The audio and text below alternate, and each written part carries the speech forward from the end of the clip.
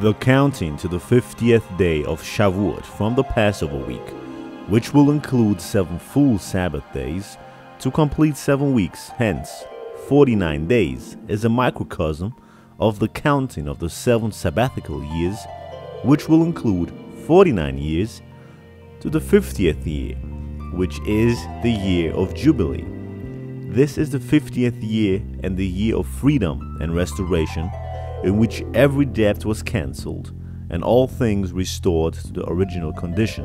Shavuot is the 50th day from the day of first fruits and falls into the 3rd Hebrew month of Shivan. Israel received the Torah at Horeb in the 3rd month, and it is widely recognized as having been the day of Shavuot, since Israel left Egypt at Passover. Where the number 50 will symbolize freedom, there is a complementary found in the Epistle of Yaakov that the Torah is one of freedom. The giving of the Ruach, the Holy Spirit, also occurred on the very day of Shavuot. Yeshua told us in John chapter 16 that the Spirit will lead us in all truth. King David says in his psalm that the Torah is truth. Thus, the Ruach empowers us to work in the life and truth of the Torah. Shavuot is indeed the day of our freedom as we believe in Yeshua. Shavuot is one of the 3 pilgrimage feasts in which we are commanded to appear before Yahweh in Yerushalayim. The Torah will let us know that these 3 pilgrimage feasts celebrate a harvest. In the Feast of Passover, we had the offering of the first fruits of the barley, which was crushed and offered by the priest. Here at Shavuot, we are told to bring a new grain offering, which is the grain of the wheat. The barley harvest has passed, and we are now in Israel during the wheat season. The new grain of wheat is also brought as first fruits to Yahweh in the form of 2 loaves of bread baked with leaven.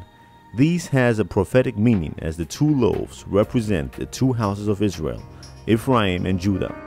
These 2 will be reunited for good by the Messiah Yeshua at his second coming. The acceptance by God of the 2 houses of Israel, even though in a leavened state, is possible through the redemptive sacrificial work of the King of Israel, Yeshua. The ushering in of the Messianic age is set forth by Yeshua on the day of Shavuot in Yerushalayim, as the Spirit of Yah is poured out on the worshiping disciples of Yeshua, who then in turn preached the message of the good news to the visiting Jews who had come up from all over the world to worship. They in turn were able to take the news of freedom and redemption back to their respective towns and countries.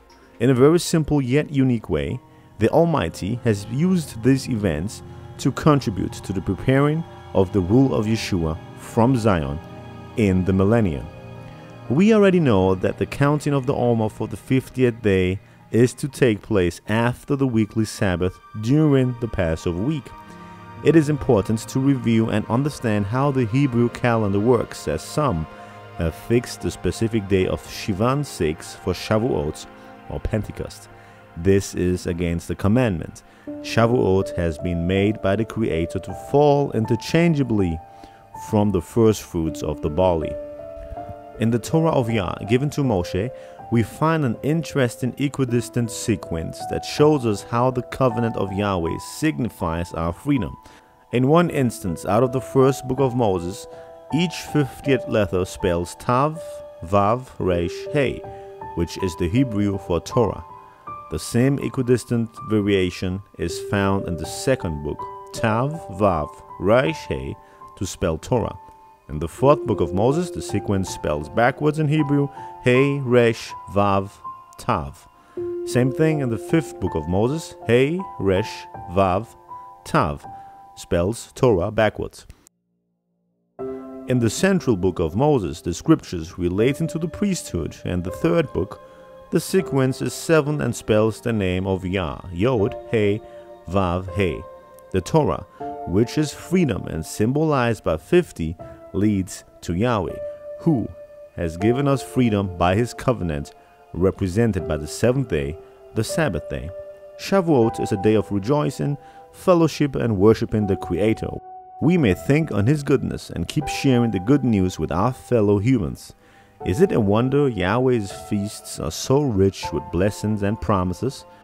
These are the feasts He will have us keep. Until the next feast, dear friend, Shalom in Messiah Yeshua's name.